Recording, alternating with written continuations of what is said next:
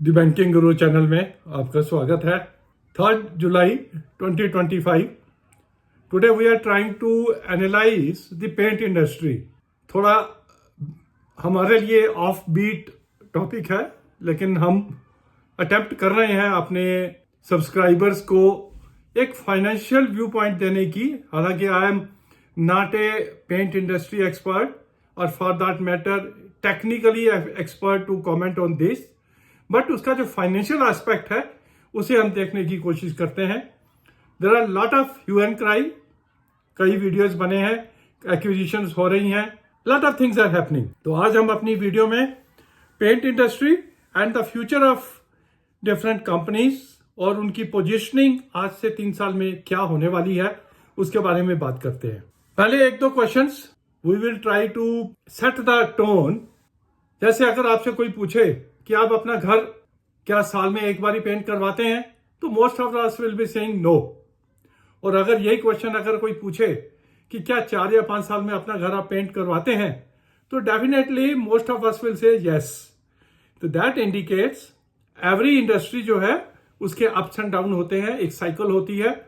उस साइकिल का जब डाउन आता है तो कंपनीज भी उसके हिसाब से ही थोड़ा अंडर परफॉर्म करती हैं, और जब अप साइकिल आती है तो वो कंपनीज भी अप साइकिल में बेटर परफॉर्म करती हैं।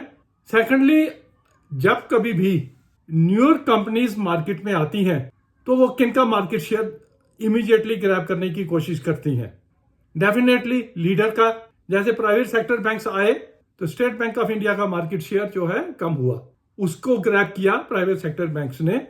बट ओवरऑल क्या स्टेट बैंक ऑफ इंडिया के वॉल्यूम्स कम हुए? नहीं, मार्केट शेयर कम हुआ, वॉल्यूम्स बढ़े। जब प्राइवेट इंश्योरेंस कंपनीज आई तो LIC का मार्केट शेयर कम हुआ, लेकिन ओवरऑल वॉल्यूम जो है उसका बढ़ा। सिमिलरली जब हुंडई मार्केट में आई तो उसने किसका मार्केट शेयर लिया? मारुति का। लेकिन ओवरऑल आज की डेट में अगर देखें तो मारुति का वॉल्यूम भी बढ़ा है।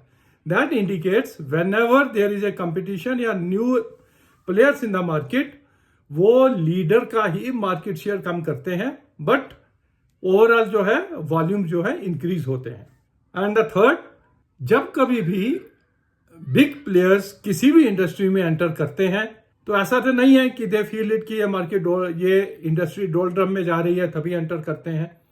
वो एंटर ही तभी करते हैं जब दे फील इट कि future of this industry is bright, that's why they enter that market. अगर पेंट इंडस्ट्री में बिरलास, JSW जैसे नाम अगर आ रहे हैं और एक्विजिशंस भी हो रही हैं, दैट इंडिकेट्स कि all these people feel it the paint industry is passing through a rough patch, but going at it is going to be a very good industry to be in. That's why वो अपना पैसा लगा रहे हैं। तो इन सब चीजों से हमें 2-3 चीजों से ये क्लियर हो गया कि पेंट इंडस्ट्री का फ्यूचर अच्छा है। यहीं पर ही एक डिस्क्लेमर भी मैं अपना देना चाहूंगा कि yes, I have invested in some of the paint stocks.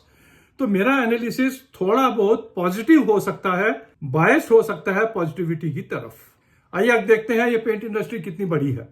तकरीबन 1 लाख करोड़ का बिजनेस पर एनम, जिसमें से डेकोरेटिव पेंट इंडस्ट्री का 70,000 करोड़ और इंडस्ट्रियल पेंट इंडस्ट्री का है 30,000 करोड़ के करीब।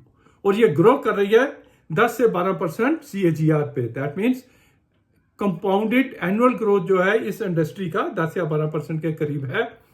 एक आधा साल जो है, पिछला साल जो था थोड़ा डाउन रहा, उसके अपने रीजंस हैं, इलेक्शंस की वजह से, there are other reasons also, एक बिजनेस साइकिल की वजह से भी हो सकता है। अब आते हैं कि जिसकी वजह से मैं ये वीडियो बना रहा हूं कि जो JSW ने ड्यूलेक्स पेंट को एक्वायर किया है, इसमें स्टेक लिया है, इज इट ए कॉस्टलियर बेट और दे गॉट इट चीप? उसके लिए हमें देखना पड़ेगा, टोटल कंपैरिजन करना पड़ेगा एशियन पेंट के साथ इसका जो ड्यूलेक्स की डील हुई है। अगर एशियन पेंट को देखें तो उनकी मार्केट कैपिटलाइजेशन है 2,90,000 करोड़ की, उनकी कैपेसिटी है 1730 मिलियन लीटर्स पर एनम, और ये जो एक्को जो जिसे कहते हैं एक्को नोबल, इसकी कैपेसिटी है 110 मिलियन लीटर पर एनम। कितने में ले रहे हैं? 8,986 करोड़ में लिया है और ओपन ऑफर उनको देनी पड़ेगी तकरीबन 3,929 करोड़ की। ओवरऑल मार्केट कैप 12,000 करोड़ की हम बात कर रहे हैं। दैट मीन्स 12,000 करोड़ स्पेंड करके they are going to get 110 million litres of capacity. किस रेट पे मिला इनको? तकरीबन 109 रुपए पर लीटर के हिसाब से ये पड़ता है। और एशियन पेंट का कितना है? तकरीबन 167 रुपए पर लीटर के हिसाब से पड़ता है। दैट मीन्स एशियन पेंट जिसका मार्केट शेयर तकरीबन 55% है, they are earning a premium, उसके ऊपर ये चलते हैं। और इन्होंने जो एक्वायर किया है ये तकरीबन 35% मार्केट डिस्काउंट पे they are able to acquire this much of capacity. Yes, they have got a initial push, initial advantage. But वो एडवांटेज को एनकैश तभी कर पाएंगे। दोनों की बैलेंस शीट में डिफरेंस आपको बताता हूं। एशियन पेंट्स 95 करोड़ की इक्विटी, आपने ही कैश एक्रूवल से उन्होंने इतनी बड़ी इंडस्ट्री बनाई है जिसमें 55% का उनका मार्केट शेयर है। 1730 मिलियन लीटर की कैपेसिटी उन्होंने क्रिएट की है। वेयर एज अगर इसकी बात करें जेएसडब्ल्यू की एक्विजिशन के बाद जो इनको 110 मिलियन लीटर्स की मिलेगी, तकरीबन 12,000 करोड़ रुपया इन्वेस्ट करके, चाहे वो कैपिटल अपना लगाएं, चाहे वो अपना फाइनेंसिंग करवाएं, चाहे डेट से करें, जैसे भी करें इन्वेस्ट तो करना पड़ेगा। और उस 12,000 करोड़ की एक कॉस्ट है। उस कॉस्ट को वो तभी उसको जस्टिफाई कर पाएंगे अगर वो अपना मार्केट शेयर बढ़ाते हैं। इस एक्विजिशन को जो इस एक्विजिशन से उनको जो सिनर्जीज मिल रही हैं उसको एनकैश कर पाते हैं, तभी वो कर पाएंगे। It is not going to be that easy. और एक चीज और है, it is very easy to increase the volume and increase the market share. आप अपना रेट कम कर दीजिए, मार्केट शेयर आपका बढ़ जाएगा। There is a direct correlation between the volumes and your profits. अगर आपका वॉल्यूम्स बढ़ते हैं, मार्केट शेयर बढ़ता है, तो definitely it is at a cost of your profits. और अगर आपको अपना प्रॉफिट मार्जिन मेंटेन करने हैं तो कहीं आपको वॉल्यूम्स का सैक्रिफाइस करना पड़ता है, मार्केट शेयर का सैक्रिफाइस करना पड़ता है। दैट मीन्स गोइंग अहेड, अगर एशियन पेंट्स कुछ अपना वॉल्यूम्स रेवेन्यू सैक्रिफाइस करके अपने मार्जिन्स मेंटेन कर पाती है, it is nothing like that. Understand, over a period of 2-3 years ये जो रेट वार या कंपटीशन है, they will face the reality of the market, reality of the business, और वो भी उसी लेवल पे होंगे सभी के सभी जहां उनको वॉल्यूम भी इंक्रीज करना है और अपनी प्रॉफिटेबिलिटी भी इंक्रीज करनी है। तो it is not going to be that easy either for Birla और फॉर जेएसडब्ल्यू और फॉर ड्यूलेक्स जो इन्होंने एक्वायर किया है। और अगर मैं कॉस्ट की बात करूं कि कॉस्ट ऑफ प्रोडक्शन क्या पड़ती है, तो एशियन पेंट्स की कॉस्ट ऑफ प्रोडक्शन पर लीटर की जो है 2 रुपये 55 पैसे पड़ती है, जो फिगर्स लास्ट अवेलेबल थी हमारे पास। और ये जो ड्यूलेक्स का जेएसडब्ल्यू ने परचेस किया है, इनकी तकरीबन 2 रुपये 18 पैसे से 2 रुपये 55 पैसे के बीच में कहीं आएगी। तो कॉस्ट ऑफ प्रोडक्शन में भी उनको एक इनिशियल एडवांटेज मिल रहा है।